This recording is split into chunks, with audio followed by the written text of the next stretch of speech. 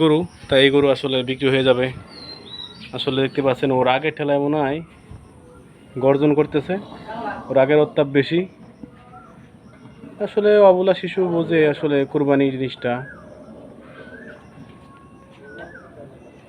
তো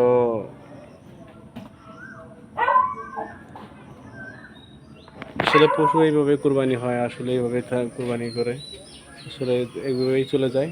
ঠিক আছে, এখনও দাঁড়ায় আছে, কিছুক্ষণ পরে ওইটি আল্লাহর হস্তে আল্লাহর কাছে ফিরে যাবে। অনেক রাগ রাখতেছে, অনেক অনেক রাগ, কান্না গুসা। এবার তুই মোবাইল খাবি নাকি আমার? ঠিক আছে, এই দেখতে পাচ্ছেন ওর চোখ বড় বড় করে তাকাচ্ছে, রাগে ফায়ার হয়ে গেছে।